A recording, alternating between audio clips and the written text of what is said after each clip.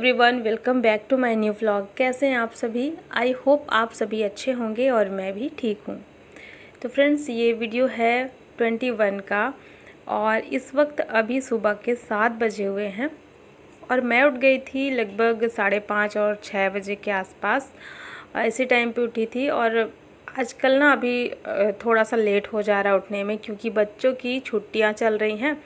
और ये भी होता है ना, जब हम कहीं से आते हैं लंबा सफ़र करने के बाद या फिर जैसे छुट्टियों के बाद, छुट्टियां मनाने के बाद जब आते हैं तो नींद थोड़ा सा ना लेट से ही खुलती है। तो मैं उठ गई थी 5:30 या 5:45 रहे होंगे उस टाइम पे। उठी तो अपना थोड़ा बहुत इधर उधर के छोटा मोटा जो भी काम रहता है ना किचन का, जैसे सब्ज़ी रखना, मतलब नाश्ता बनाने की जो तैयारी होती है, तो वो सारी चीज़ें मेरी चल रही थी। और इसके बाद जो है मैं आ गई थी मशीन में कपड़े लगाने के लिए, कि जब तक मेरे बाकी के और दूसरे काम होंगे तब तक ये सारे कपड़े भी धुल जाएंगे।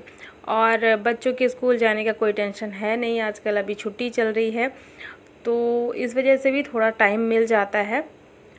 कोई भी काम जैसे करना हो ना तो सुबह थोड़ा सा जल्दी स्टार्ट हो जाता है काम। नहीं तो सुबह सुबह क्या होता था, बच्चों का स्कूल रहता था तो फिर उसमें पूरा ध्यान जो है ना उस पर हो जाता था।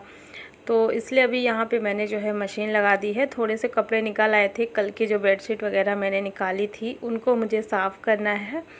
और इसके अलावा अभी ना पूरे घर की क्लीनिंग करनी है, जो जैसे कि डस्ट वगैरह लग जाती है ना हर जगह, तो वो सब मुझे साफ़ करना है। तो जब भी घर बंद रहता है तो काफ़ी ज़्यादा डस्ट लग जाती है और वही आज मुझे क्लीन करना है। तो जब तक मैं क्लीनिंग का काम करूँगी तब तक कपड़े मेरे धुल जाएंगे। और एक बार कपड़े जो है धुल चुके थे उनको मैंने बाहर निकाल दिया है, बाथरूम में रख दिया है और बस ये दूसरा वाला इसमें डाल दिया है। इतने ही कपड़े हैं और ये सारा काम करते करते कपड़े भी धुल जाएंगे। तो बस यहाँ पर अभी मैं लग चुकी हूँ साफ़ सफाई में। और धूल मिट्टी ना हर जगह लग जाती है, जब घर बंद रहता है तो धूल मिट्टी बहुत ज़्यादा लग जाती है हर जगह, मतलब बहुत ही ज़्यादा लगी हुई थी। और गर्मी का सीज़न है तो हवाएं चलती हैं ना, और हवाएं चलती हैं तो बहुत ज़्यादा धूल मिट्टी उड़ कर के आ जाता है, तो हर कोने कोने में मुझे दिख रहा था। और आज मुझे ये पूरा साफ़ करना ही था, हर सामान घर का जितना भी था। इसीलिए मैं ये वाला काम एक अलग से दिन के लिए रखती हूँ, क्योंकि इस काम को करने में ना थोड़ा टाइम लग जाता है। अगर आराम से भी करूँगी तो भी आधे घंटे से थोड़ा सा ज़्यादा ही लग जाता है, क्योंकि हर जगह हर कोने में साफ़ करने में थोड़ा सा टाइम लग जाता है अगर अच्छे से सफाई करते हैं तो बस पूरा बेड का जो पीछे साइड का हिस्सा था उसको मैंने क्लीन किया। सबसे पहले तो मैंने मिरर को क्लीन कर लिया है जो वॉश बेसिन के पास में है। और इसके बाद सामने वाले रूम का जो बेड है उसको क्लीन किया। और फिर फ्रिज के बाहर फ्रिज को अंदर से नहीं साफ़ किया मैंने, क्योंकि इस काम को करने में थोड़ा टाइम लग जाएगा, तो इसलिए अभी मैं बाहर की सफाई कर रही हूँ जहाँ जहाँ धूल मिट्टी लग गई थी। और इसके बाद फिर ये ड्रेसिंग टेबल और इस रूम में जो अलमीरा रखी हुई है उसको साफ़ किया है। और साथ ही ये वाले बेड के बैक साइड का हिस्सा, उसको तो मैंने कल ही कर लिया था जब बेडशीट लगाई थी उसी टाइम पे, लेकिन फिर से एक बार अभी कॉलिन से अच्छे से साफ़ कर दिया है मैंने। तो बस यहाँ पर इस तरीके की सारी साफ़ सफाई चल रही है। और जो मेरा ड्रेसिंग टेबल है ना, तो उसमें ना बहुत बार मतलब उसमें ऑयल गिर जाता है, तो ऑयल को साफ़ करने में थोड़ा दिक्कत होती है, क्योंकि वो पानी से क्लीन नहीं होता है, चिपचिपाहट सी रह जाती है। तो मैं क्या करती हूँ कि मैं थोड़ा सा निरमा घोल देती हूँ पानी में और उसी पानी से 2-3 बार अच्छे से रगड़ करके उसको साफ़ कर देती हूँ। और उसके बाद फिर कपड़े को अच्छे से क्लीन करके और फिर निचोड़ करके 2-3 बार उसको साफ़ कर देती हूँ। तो निरमा जो तेल का है ना निशान, वो निकल जाता है, जो चिकनाई रहती है वो साफ़ हो जाती है। और उसके बाद फिर लास्ट में कॉलिन से साफ़ करती हूँ। तो कॉलिन से लास्ट में जब हम साफ़ करते हैं ना तो उससे बहुत अच्छी शाइन रहती है, कोई भी फर्नीचर हो उसमें शाइन बनी रहती है। नहीं तो इतना ज़्यादा जब हम सफाई करते हैं ना फर्नीचर ख़राब होने का चांस रहता है और उसकी जो शाइन रहती है ना वो एकदम से चली जाती है। तो जब भी क्लीनिंग करनी हो फर्नीचर की या फिर घर में जो मिरर लगे हुए हैं और अलमीरा है, कोई भी चीज़ हो, तो आप कॉलिन का यूज़ करें, बहुत बढ़िया रहता है ये। मैं हमेशा इसी का यूज़ करती हूँ। और देखिए अभी जो है अंदर की तरफ सारा कुछ हो गया था साफ़ सुथरा। और फिर मैं आ गई थी बाहर। यहाँ पर जो बेड के पीछे साइड में शेल्फ़ दी गई है ना, उसमें बहुत ज़्यादा धूल मिट्टी थी। उसमें धूल मिट्टी इसलिए ज़्यादा थी क्योंकि जैसे कूलर चलता है ना और विंडो खुली रहती है, तो उसी में से शायद धूल मिट्टी आती रहती है पूरे टाइम, तो इसलिए उसमें बहुत ज़्यादा धूल मिट्टी लगा हुआ था। और वहाँ पे जो भी एक दो कुछ वो रखे हुए हैं सीनरी वगैरह, तो वो सब भी मैंने अच्छे से साफ़ कर दिया है। और इसके बाद बारी आती है टीवी वाले एरिया की। तो टीवी वाला एरिया तो ऊपर में जो है उसको मैंने क्लीन कर दिया है। और सबसे ज़्यादा जो गंदा था वो था हमारा सोफ़ा इतना ज़्यादा गंदा था ना कि इसके जो बीच का हिस्सा है, आपने देखा ही होगा, जो साइड में है डिज़ाइन बना हुआ ना, तो इसमें बहुत ज़्यादा धूल मिट्टी जम जाती है और देखने में बहुत ज़्यादा गंदा दिखता है। और सामने अगर इसमें धूल मिट्टी लग जाती है ना, तो फिर ना मतलब पता भी चलता है दूर से कि बहुत गंदा है। और कोई देखे तो उसको अच्छे से समझ में आ जाएगा कि इसकी सफाई नहीं हुई है, बहुत धूल मिट्टी लगी है। तो इतना ज़्यादा इसमें गंदा था ना कि फिर मैंने दोनों को ये जो सोफ़ा है ना, दोनों सिंगल सिंगल, इसको मैंने हटाया। और इसका जो बीच वाला हिस्सा था दोनों का, तो उसको फिर मैंने अच्छे से कपड़े से क्लीन किया है। और बाकी चारों तरफ अभी मैंने सोफ़े को ऐसे ही क्लीन कर लिया है। पूरा इसका गद्दा वगैरह नहीं हटाया है, अभी बिल्कुल टाइम नहीं था। मतलब इतना ज़्यादा अभी काम था ना कि फिर एक ही काम में फिर मैं लगी रह जाती, इसीलिए मैंने पूरा इसका जो सीट है वो सब नहीं हटाया है। बस ऐसे ही साइड साइड में जो बाहर का हिस्सा था उसको मैंने क्लीन कर दिया है। जितना भी इसमें फर्नीचर जो लकड़ी दिख रही है ना, उसको मैंने अच्छे से क्लीन कर लिया है। ये तो हो गया क्लीनिंग का काम। और अब जा कर के घर थोड़ा सा लग रहा है घर के जैसा, क्योंकि जब तक सफाई नहीं होती है ना, तो घर घर के जैसा नहीं लगता है। ऐसा लगता है हम कहीं बाहर हैं और धूल मिट्टी वाली जगह में हैं। तो अब जा कर के पूरा घर हो गया साफ़ सुथरा। और एक काम यहाँ पर ये भी है, यहाँ पे आप देख ही सकते हैं गेहूँ रखा है। और मुझे इंतज़ार है कि मौसम थोड़ा अच्छा हो जाए, क्योंकि धूप तो रहती है लेकिन उतनी अच्छी नहीं रहती है। बादल हो जाते हैं, बीच बीच में थोड़ी सी बूंदें भी पड़ जाती हैं, तो इस वजह से भी मुझे लग रहा था कि कहीं दिक्कत ना हो जाए, तो मैंने छोड़ दिया। और मुझे लग रहा जल्दी से ये काम मेरा हो जाए, गेहूँ धुल कर सूखा करके और मैं उसको सुरक्षित रख दूँ, तो बहुत बड़ा मेरा काम हो जाएगा। क्योंकि बारिश का कोई भरोसा नहीं है कब कंटिन्यू हो जाए, तो इससे पहले मुझे ये काम करना है। और यहाँ पे ये रखा भी है तो अच्छा भी नहीं लगता देखने में, लेकिन अभी मजबूरी है तो इसको रखना ही पड़ेगा। तो कल वाले वीडियो में कमेंट आया था कि आपकी सासू माँ नहीं आई हैं क्या? तो जी नहीं, मेरी सासू माँ नहीं आई हैं, वो गांव में ही हैं। और जैसे कि आप सबको पता ही होगा, उनकी जब तबीयत ख़राब थी फरवरी में, तो उस टाइम पे हम लोग उनको ले कर के आए थे। बहुत ज़्यादा उनकी तबीयत ख़राब थी, तो ये था कि जब तक ये अच्छे से ठीक नहीं हो जाती, मतलब पूरी तरीके से रिकवर नहीं हो जाती हैं, तब तक उनको अपने पास ही रखेंगे। और ऐसा नहीं है बाद में भी रखते, लेकिन मम्मी ना पहले ही जाने की ज़िद कर रही थी कि मुझे जाना है जाना है। वो तो हम लोग ज़बरदस्ती करके उनको अपने पास रखे हुए थे कि नहीं अभी रुकिए, क्योंकि आप बहुत कमज़ोर हैं, इसलिए उनको रोक करके रखा हुआ था हम लोगों ने। और अब उनकी तबीयत एकदम से अच्छी है। उनको दवाई वगैरह जो उनकी चलती है, पूरे महीने की दवाइयाँ उनकी जो है, सारा कुछ उनके पास में है। तो मम्मी को क्या है ना कि वो जैसे गांव में रहती हैं, तो उनको गांव में ज़्यादा अच्छा लगता है। और 3 महीने हो गए थे शायद उनको यहाँ आए हुए, तो काफ़ी टाइम हो गया था गांव में वो नहीं थी, इसलिए उनको मन हुआ कि मुझे अभी गांव में ही रहना है। और तबीयत भी पहले से काफ़ी अच्छी है, तो इसलिए हम लोग भी मान गए। क्योंकि ना बुज़ुर्गों से बहुत ज़्यादा बहस नहीं करनी चाहिए, ज़बरदस्ती भी नहीं करना चाहिए इस तरीके से। जहाँ उनको अच्छा लगे वहीं उनको रहने देना चाहिए। और फिर हमारा तो वैसे भी आना जाना लगा ही रहता है गाँव का, ज़्यादा दूर है नहीं, 4 से 5 घंटे का रास्ता है, सफ़र है। तो हम लोग जैसा भी होगा फिर आना जाना होगा, तो फिर वापस से ले आएंगे मम्मी को। फ़िलहाल अभी वो नहीं है, तो थोड़ा मुझे भी अच्छा नहीं लग रहा है, क्योंकि अभी ना बहुत टाइम से वो मेरे साथ में थी और फिर अभी नहीं है, तो मुझे ना थोड़ा खाली खाली सा लगता है घर पे। क्योंकि जब मैं काम किया करती थी ना, तो मम्मी इधर से उधर बैठती थी, मतलब जैसे कैमरा में लगाती थी ना, तो उनको लगता था मैं कहीं कैमरे के सामने ना आ जाऊँ। तो वो सारी चीज़ें मुझे अभी याद आ रही मम्मी की। तो चलिए, अभी सारे काम हो गए थे साफ़ सफाई के, और खाना बन गया था मेरा दोपहर का, और किचन भी मैंने साफ़ कर लिया था।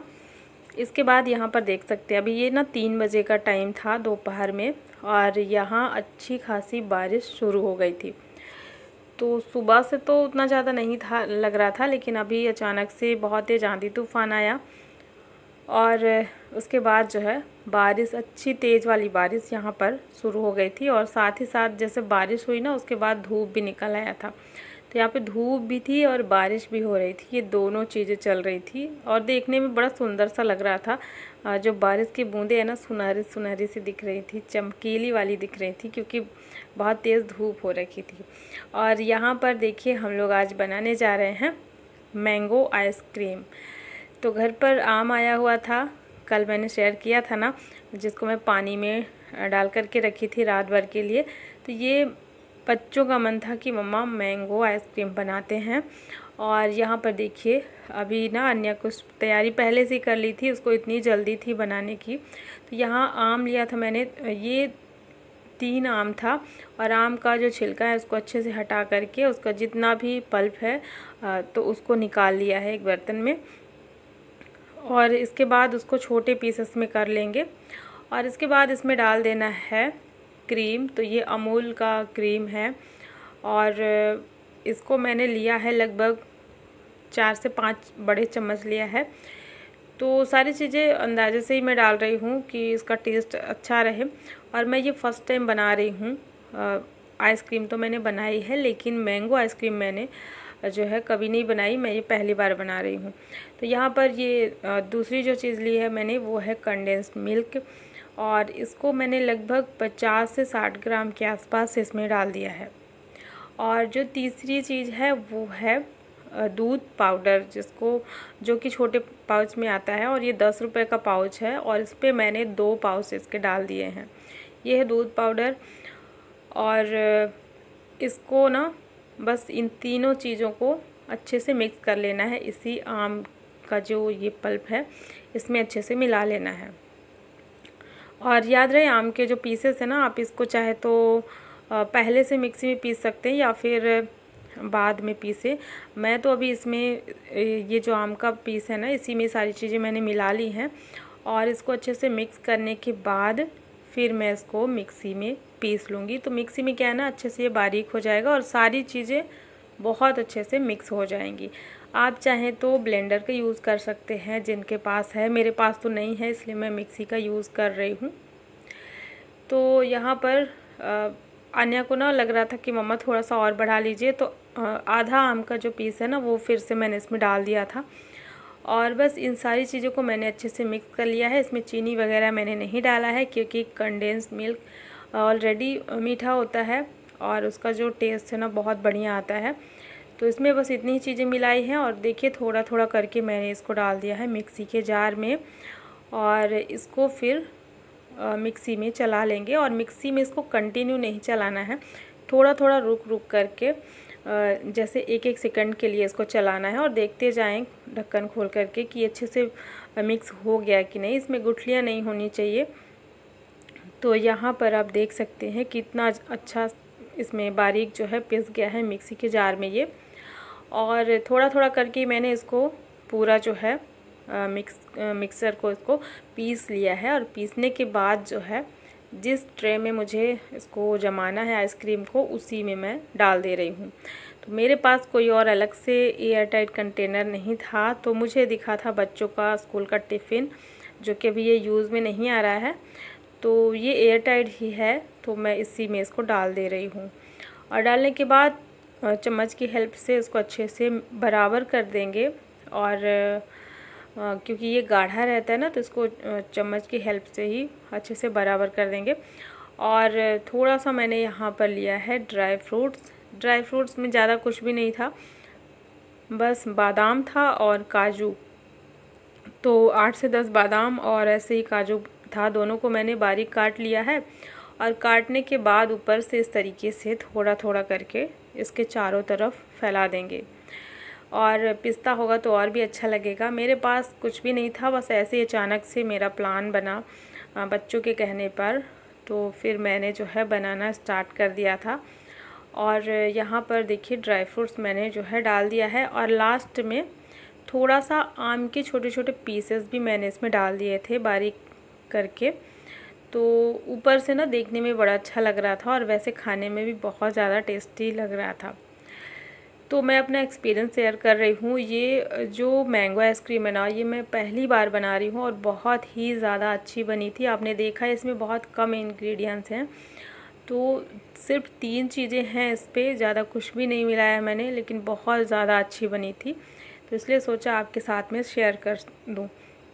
यहाँ पर देख सकते हैं ये जो कंटेनर है ये रेडी हो गया है, और इसके बाद मैं इसका जो ढक्कन है उसको लगा दूँगी और फिर इसको रख देना है फ्रीज़र में।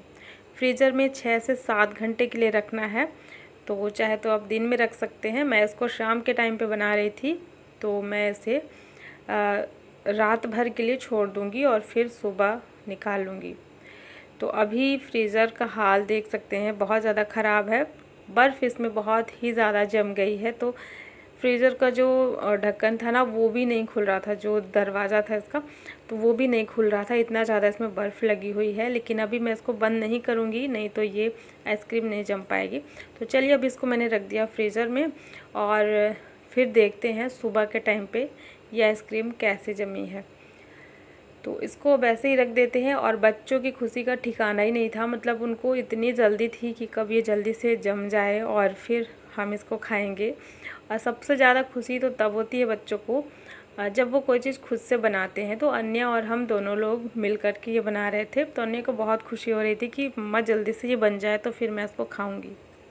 और देखिए ये अगले दिन का वीडियो है, सुबह के टाइम का। तो सुबह मैं इसको निकालने ही जा रही थी कि देखते हैं इसको ये क्या है, कैसे जम गया है। तो चलिए अब इसको देखते हैं। और फ्रीज़र का जो बटन था ना वो मैंने बंद कर दिया है, ताकि जो एक्स्ट्रा इसमें बर्फ़ जमी हुई है वो पिघल जाए, क्योंकि फ्रीज़र काफ़ी ज़्यादा जाम सा हो गया, उसका जो दरवाज़ा है ना वो भी बंद नहीं हो रहा था।